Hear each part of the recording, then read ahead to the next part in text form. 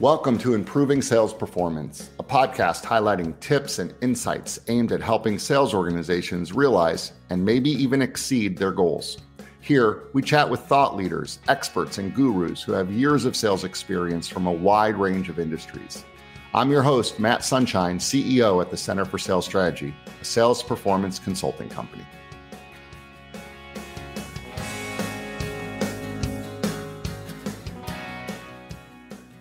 In this episode, we're continuing our season-long deep dive into the latest talent magazine from the Center for Sales Strategy. And today, Emily Esty and Tirza Thornburg are here to help break down the latest facts and trends when it comes to selection. Together, Emily and Tirza bring so many great points to the table. Things such as why it pays to do the stressing before you hire and not after, how talent banks are a great tool for hiring both internally and externally, and finally, why holding out for talent, even when the candidate pool is extremely tight, is always the right decision. With that, let's get the conversation going.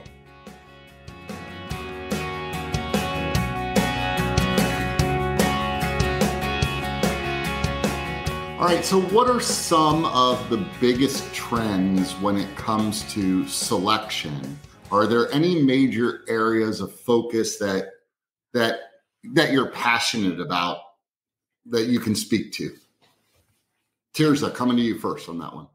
All right. Well, first thing is because the economy is super unstable right now, companies are looking hard at their bottom lines. So finding the right person and putting them in the right seat is really important right now. If someone's talented, but they're put in the wrong position and they're not happy and they quit, then everybody suffers. It's going to negatively impact the team, the company, everybody. So nobody has time or the resources to make a bad hire. So it's really, really important to put the work in before you're hiring, find the right candidate, make sure they have the right talents, the right skills that are going to help them succeed in that position. And then really just giving them the training, giving them the onboarding that they need to be successful. Really important to put that training and that onboarding thought into focus right now, as opposed to doing it after you hire this person. You can't, it used to be somebody would just be handed a phone book and said, here, you know what, do your cold calling from the phone book. Or managers, and I've had managers express, hey, you know what, just jump in. This person's experienced, they know what they're doing, they can just jump in. But those days really are gone. Honestly, you have to think about how you're going to onboard. You have to have training, even for somebody who's been in the industry for 30 years. They need to know how you do things. They need to know what's important to your company. So really putting that effort in beforehand. And for me, I'm just really passionate about helping managers find the right person and put them in the right seat, do the stressing before they hire so that they don't have to stress afterwards. So they have that onboarding plan available and they can say, hey, I know how to get this person on board and successful. So really just helping them to do that is really important to me right now. Yeah. I think selection has always been really important, but I think what you're saying, and I know I'm seeing this too, and Emily, I would love for you to jump in, but there's a big gap between the experience level sometimes of the people doing the hiring and the people being hired. Mm-hmm. And the people doing the hiring remember, well, when I got started, this is what the way it was. And the people getting selected are like, well, that's really nice, but I got a lot of choices to choose from. And a lot of these other companies are offering really good onboarding and really good training and really good everything. So I'm glad that's the way you did it a long time ago, but I'm doing it the way they do it now and go in this direction. That's the scientific version of saying. We've been hired by companies because they were interviewing people, and some of the people that they were interviewing were like, well, tell me about your onboarding plan. What's your training plan? And they're like, I don't have one. Literally, that's part of how we've got on board, been brought on board before. Yeah. I would just say that, I'm still, I don't know if this is not a trend, but I'm super passionate about any sort of job analysis and specification sheet. Like, you have to be buttoned up to know exactly what you're looking for, because that bright and shiny thing comes along, that bright and shiny person, not thing, but person comes along, and maybe they have just positivity off the charts and you're just like blinded by it. I see that happen. I mean, when I'm working with my clients, that's one of the biggest, I'm really hard on them when it comes to selection. Yeah. I'm really hard on them. Yeah. And I think you have to know exactly what you want, and then make sure that you hire for exactly what you want, not for what you think you love. Yeah, that's well said. So, Emily, in this year's Talent Magazine, which, by the way, anyone listening to this, if you haven't seen the Talent Magazine, you should, because it's amazing. You wrote a case study discussing how oftentimes utilizing a talent bank not only can help when selecting external candidates, but also internal candidates or internal people. Could you give some of your thoughts on that and maybe offer up a few tips around how companies can best utilize that kind of approach?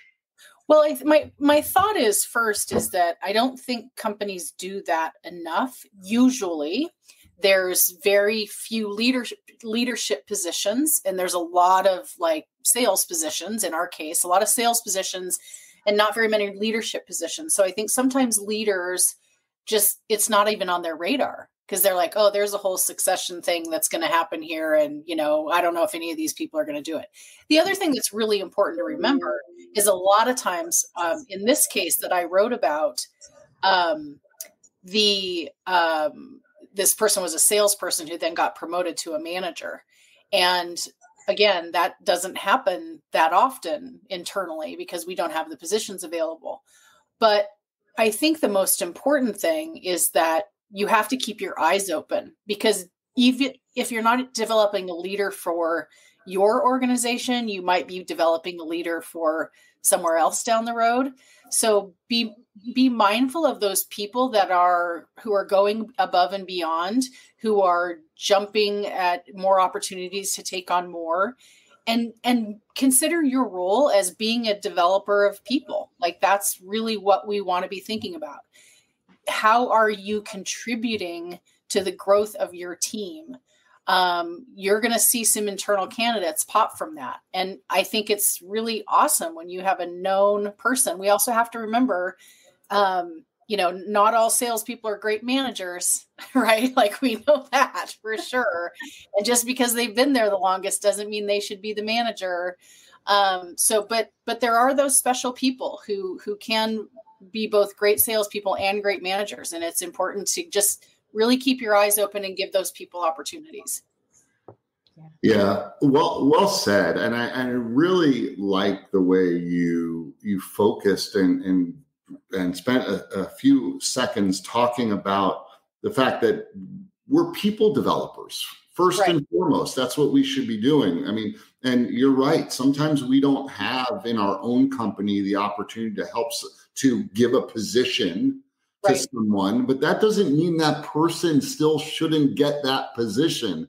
And I know this sounds so like people listening probably like, are you saying we should like make people leave our company? But sometimes they do, and that's okay. Yeah.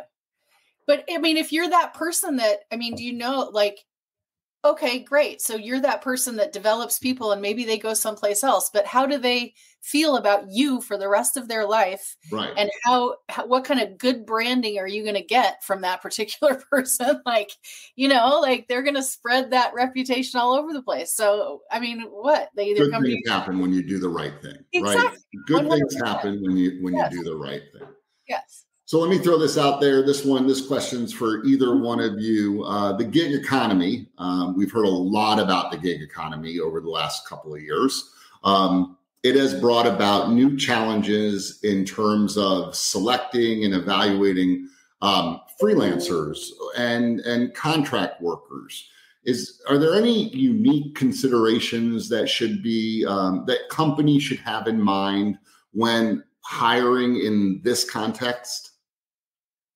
So to say, I would say I have an interesting view on that just because I was a contractor and I did that for a couple of years. And then the right position came up and I moved into that position and I've been there ever since. And so honestly, still talent's important. I mean, when you're trying to find the right contractor, they need to match, the talents that you're looking for because you're potentially hiring for somebody that then you might hire full-time later on.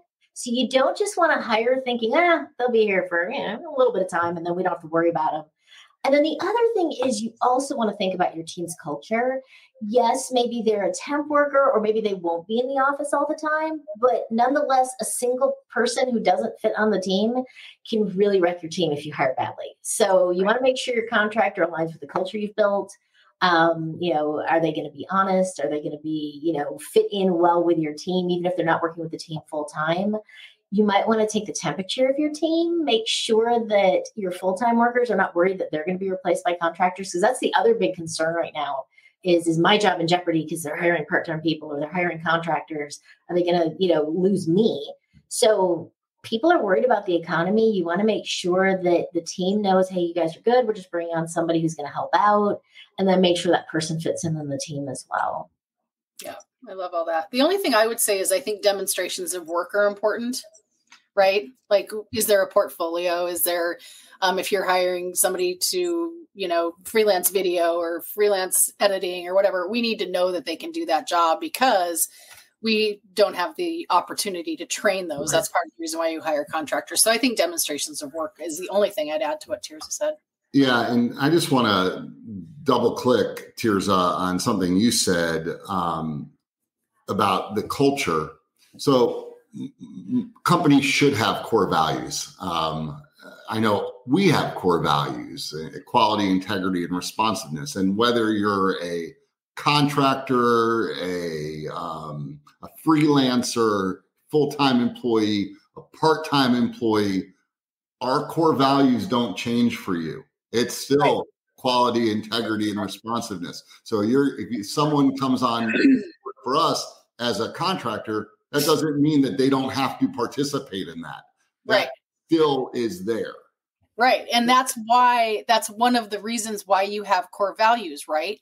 Because then everybody's held to the same standard and the same expectation. So then you immediately know if you've hired a contractor and they do not live up to whatever your core value, it becomes pretty clear pretty fast. Yeah, right? Absolutely. Yeah. So, contractors are great. I actually think it's good for a lot of companies to be using contractors and freelancers. I think it's smart, brings in fresh perspectives, brings in new ideas, maybe helps you accelerate and get things done faster than you could, allows you to scale up and down based on your needs. But talent, experience, and fit, still important.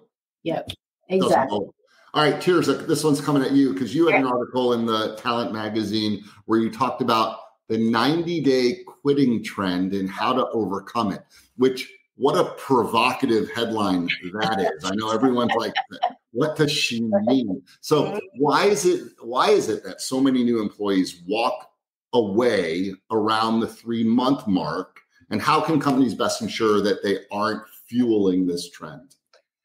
So when I was doing research for this article, I ran into a really scary statistic, and they said that back in 2019, about 1 in 5 people quit in their first 90 days. That was a trend that they noticed back then.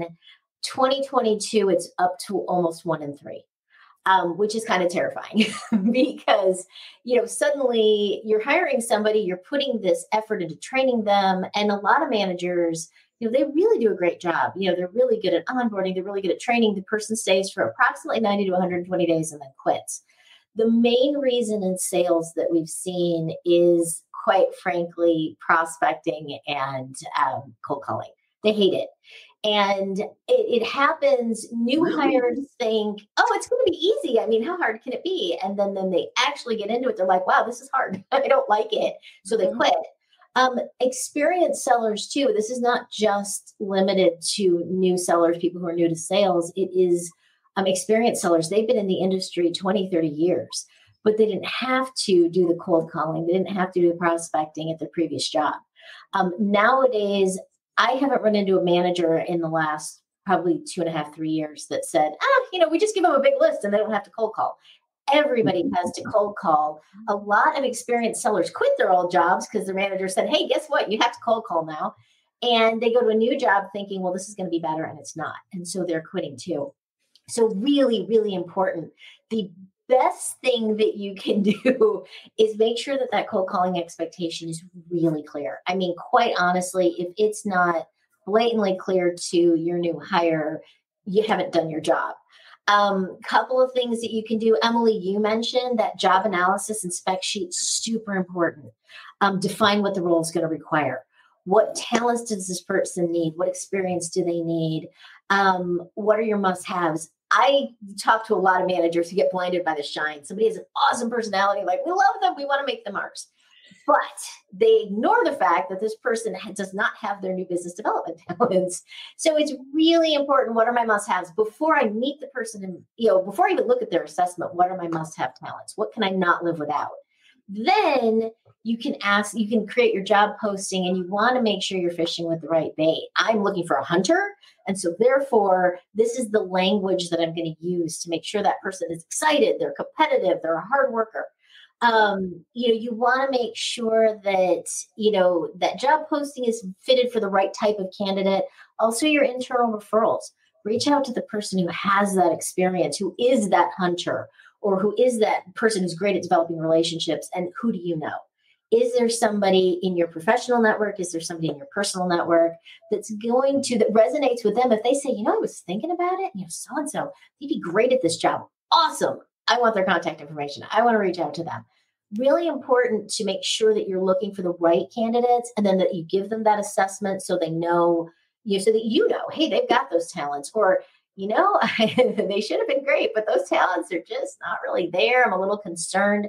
I tell managers all the time, just definitely listen to your instincts. Person might say all the right things, but if you've got kind of this sense, I'm a little nervous here, listen to that instinct. Are they saying the right things, but maybe not demonstrating it?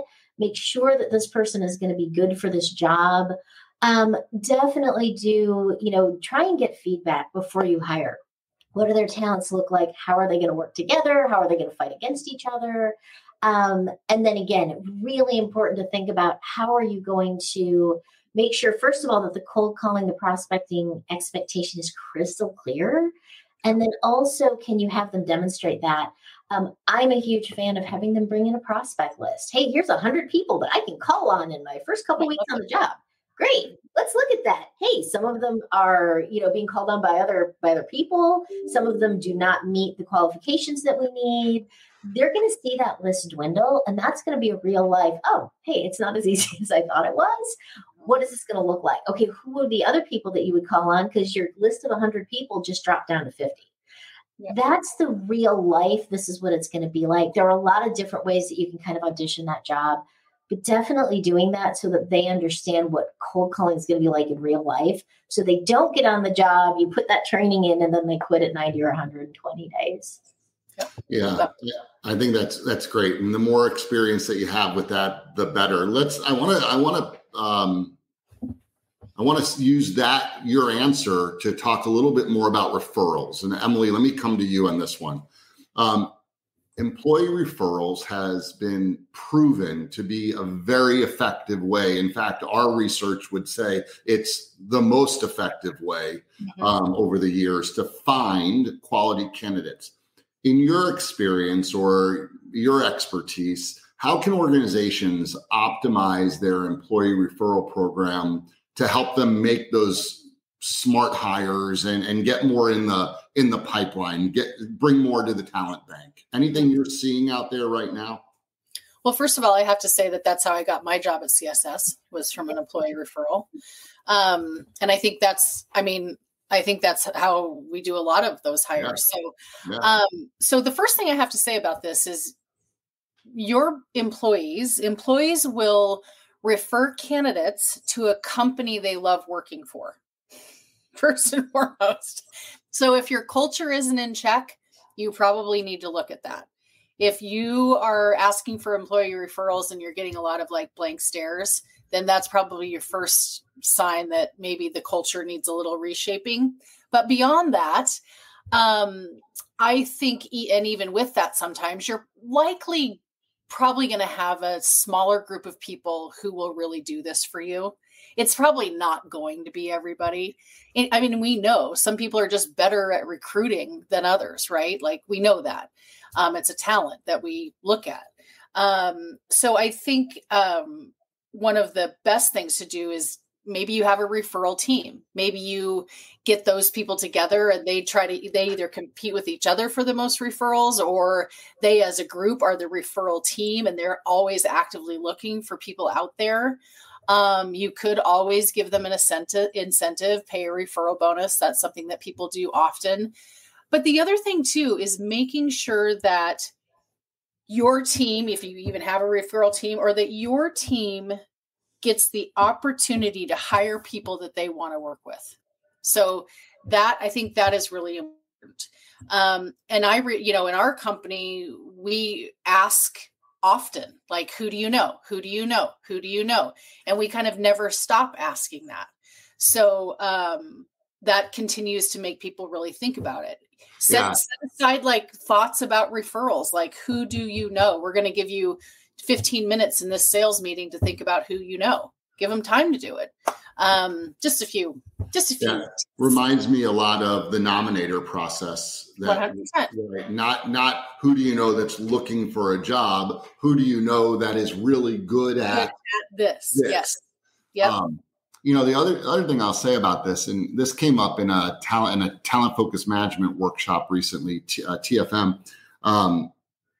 And I don't remember who said this, and I'm going to butcher the quote. So how about that? I don't know who said it, and I don't even know what the quote is. I don't even know if it's true, and I don't know who said it. But I get the gist of what I'm about to say. That if people are on a scale of 1 to 10, if they're a 9 or a 10, okay, 9s and 10s like to be surrounded by 9s and 10s. Right. Yeah. Right. Yeah. People that are like a 5 or 6, they like to be surrounded by people that are 3s and 4s, right? Because they like to look better than the others. But folks that are 9s and 10s, they want to be surrounded with people that are just as good as them. And I don't know if that is, I don't need to see data to know that that's 100% true. 100% true. Right? Absolutely. All right. Last question for the both of you. And I would like both of you to respond to this. If there's one piece of advice that you could give in the realm of selection, what would that be? What's an actionable takeaway that someone could use that might be real beneficial for them? Tirza, go. Okay. Mine is hold out for talent. You have to. The candidate pool is tight, and we really get that. The last 18 months have been really hard. And so many managers are like, I've been trying, and I got to hire a warm body. I just don't care. I got to hire somebody, and my advice is don't. Just don't. A lot of managers are frustrated. I get it. They're making desperation hires, and they almost always backfire. They quit after 90 days. If they don't quit, it's almost worse, because then you're trying to let them go and you're trying to shove them out the door and they don't want to leave.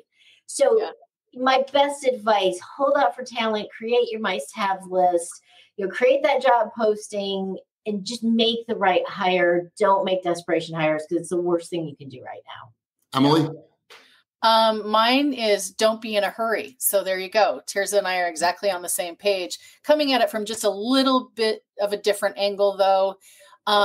Every hire that you make is a reflection on you as the hiring manager, right? Your reputation is at stake with not only your clients, but also internally with the people that are already working for your team, right? So make sure it's a 9 or 10. Make sure it fits with the group, because it really is. People are going to be looking at you first, going, "What are you doing?"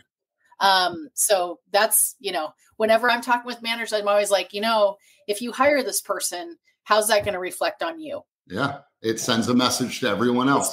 This is what I think good is, because I just hired this person. That's right. Absolutely. Yeah. Guys, excellent